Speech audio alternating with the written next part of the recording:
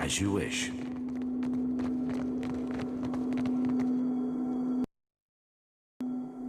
Leave it to me.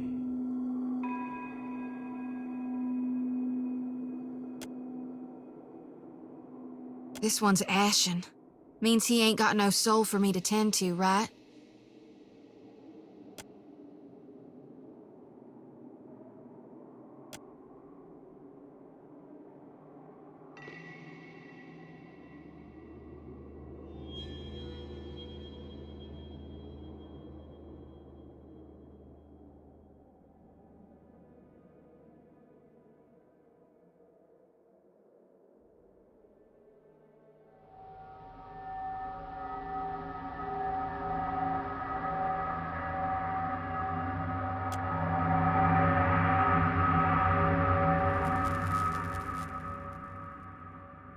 You place your hand against the pillar of luminous Audra.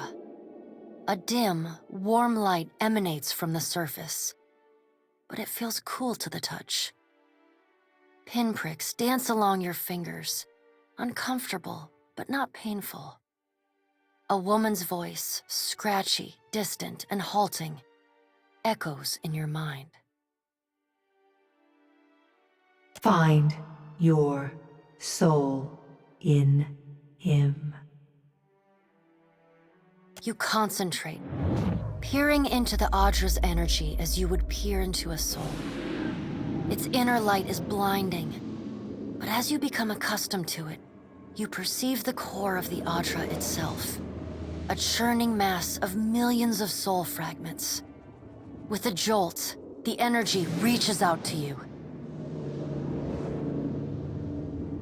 The Angwithan ruin fragments around you, breaking into incoherent shapes and dissolving to dust, falling into an infinite well of dark gray vapor. Even the ground itself disintegrates into nothingness.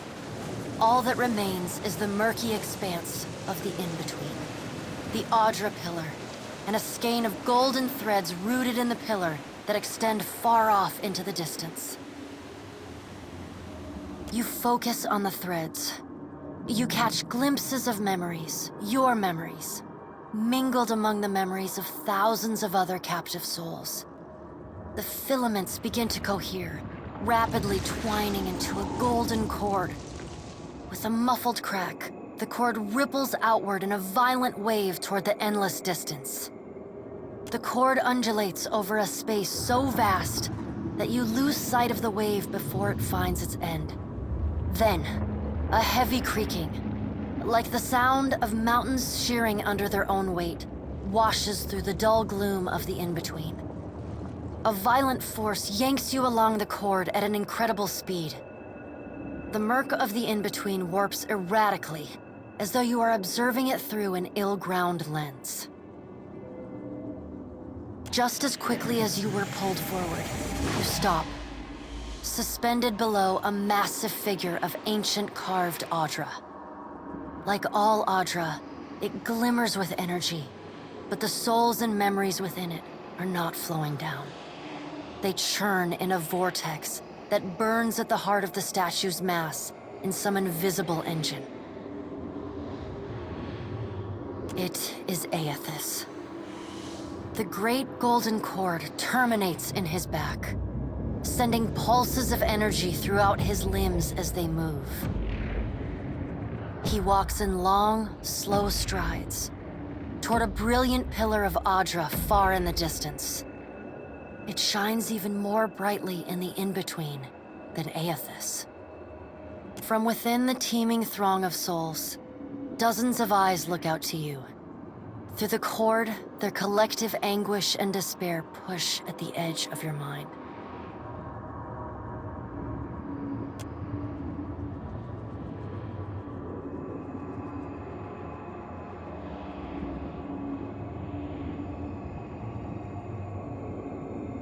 You attempt to evade the lost souls and find yourself within Aethys. But the incredible power flowing through the god's body repulses you. Not even your Watcher powers can penetrate the massive tides of energy crashing through him. The souls sense your presence and continue to desperately cry out to you.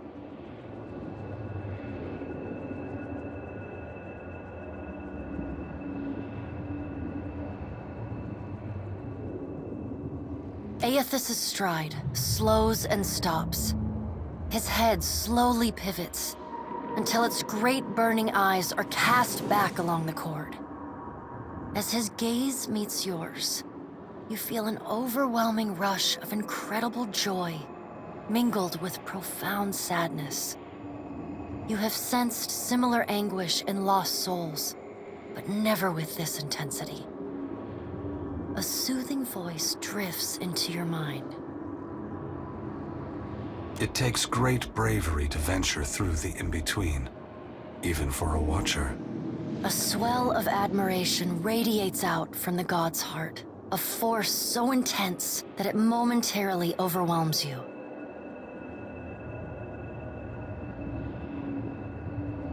You do not need to follow me, for their sake or your own. Something beautiful is coming. Something that will save us all.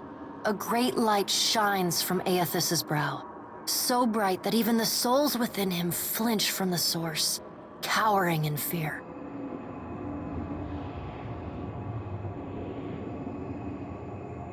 Through the glare, you see Aethys' massive arm reach up to grasp the golden cord.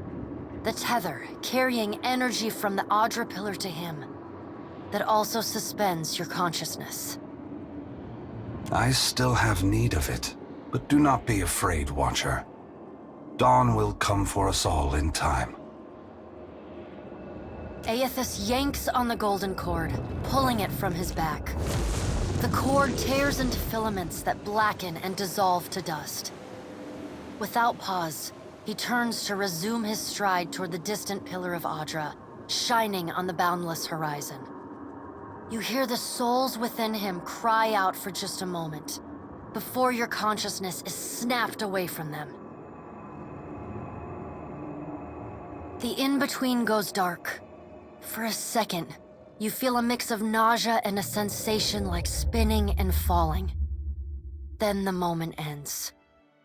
Your consciousness has returned to the Angwithan arena.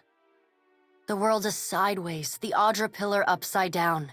You flinch at the feeling that you're standing on the ceiling. The disorientation overwhelms you and you collapse to your knees next to the luminous Audra pillar.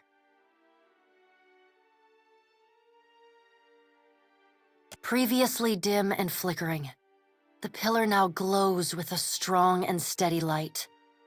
You touch the Audra again, but the chill and prickling sensations you felt before are gone, replaced with a comforting warmth, like the embers of a fire that has just lost its flame.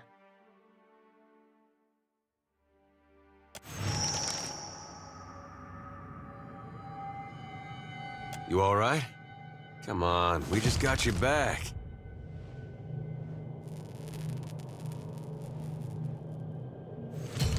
Well, if you're not sure, now I'm worried. I've seen you commune with souls of the dead, but this looked altogether different. What happened?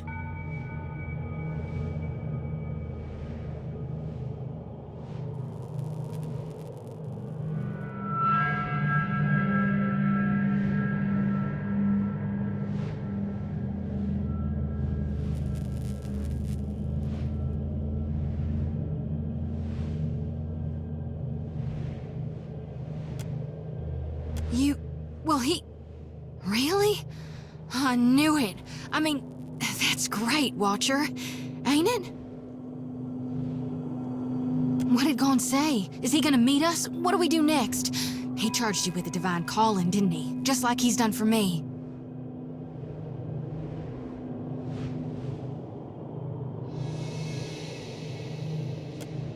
How hard can it be to find in a chain of thousands of islands?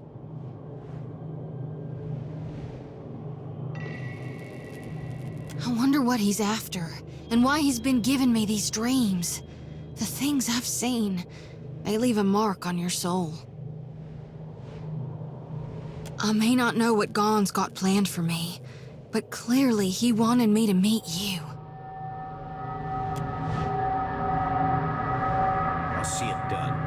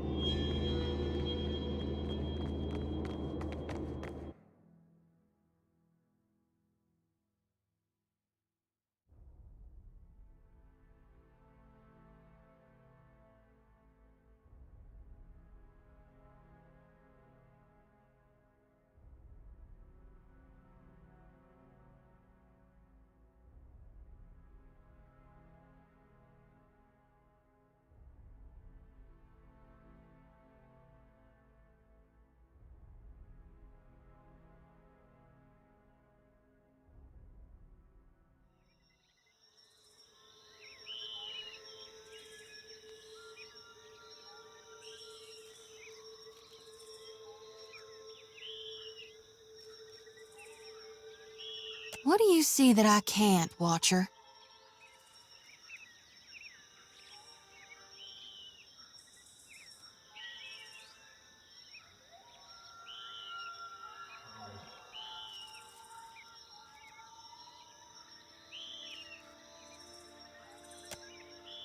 You've now done more in a few hours than some harvesters manage their whole lives.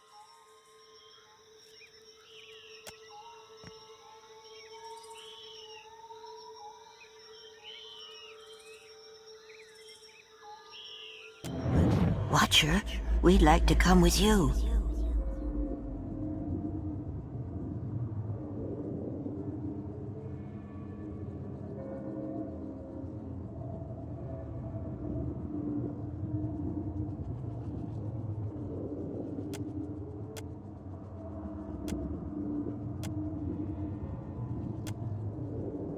Can I harvest the souls now?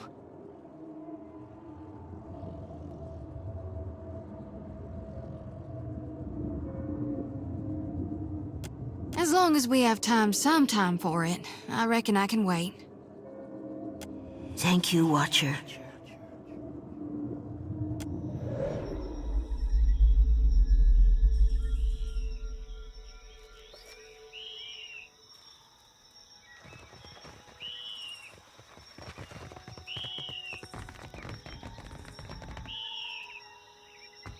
We will remain here to see to our dead.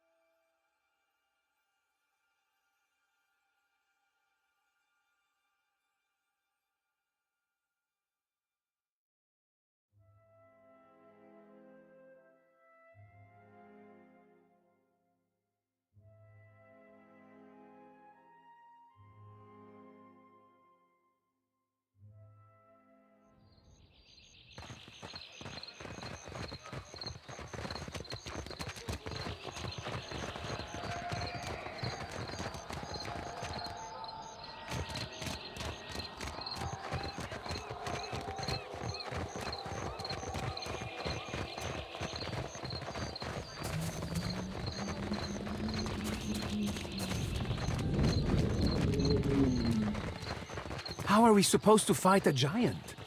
We don't. We run. Where? There is water on all sides. And then run in circles. Mala.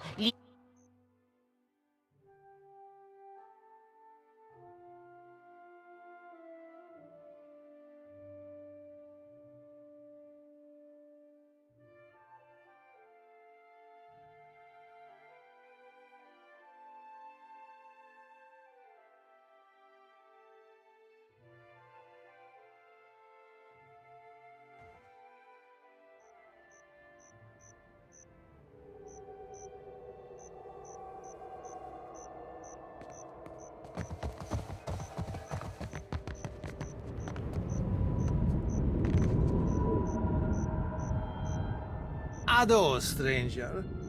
Or is it captain? You have the carriage of a captain. A noble bearing all around.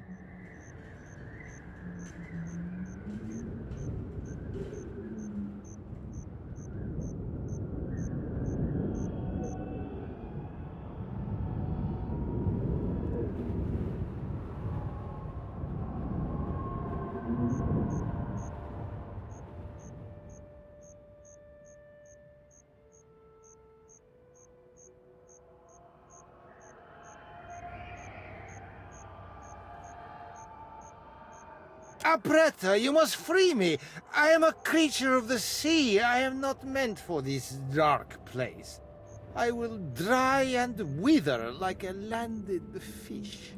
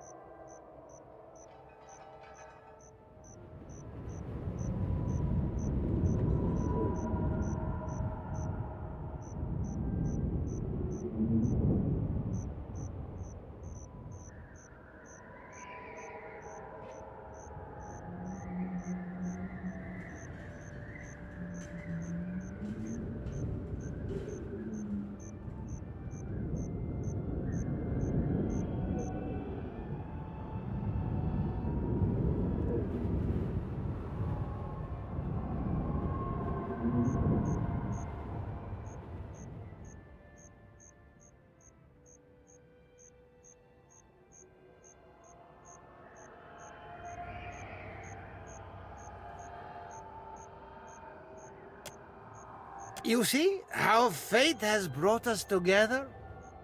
The ice-hearted guard, she has set my fine at 400 pyres. I have none. I flounder here until the debt is paid.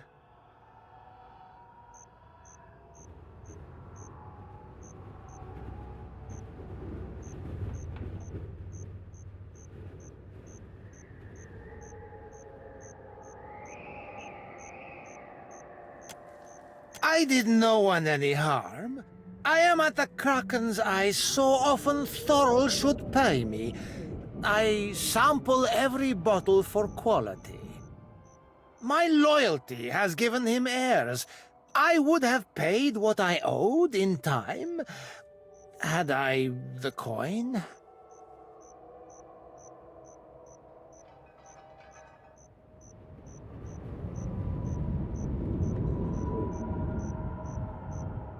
You walked out on a tab, Rigere, nothing to boast of.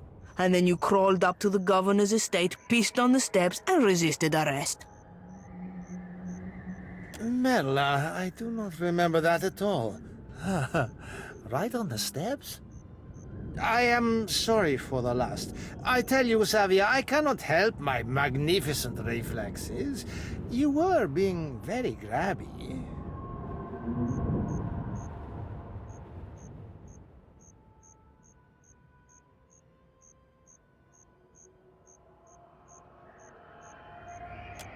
Do I know ships? He asks. I know every vessel on these waters, every one. From the galleon to the... every one of them, sir. A matter of coin. 400 beautiful coins. That or the key, yes? The door is the thing.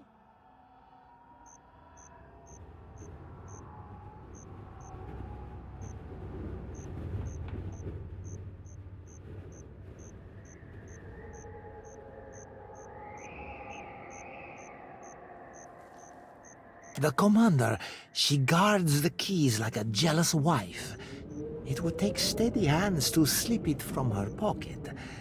That is, if you have need of keys at all.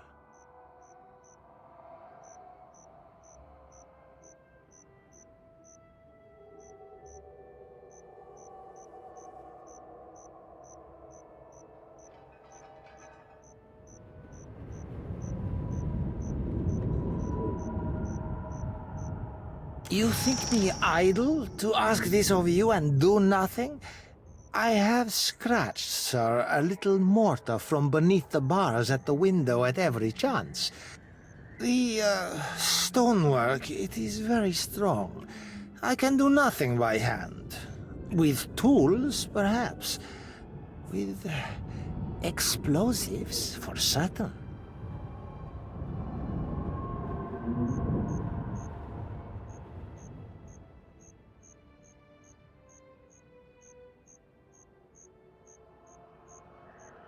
Norgund in the Kraken's Eye, he carries many such useful...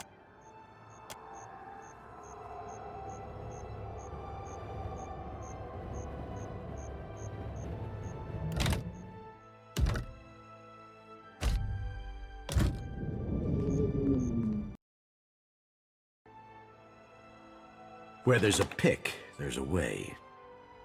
It's finished. Gelarde! Ah, e così. Meet me by the market.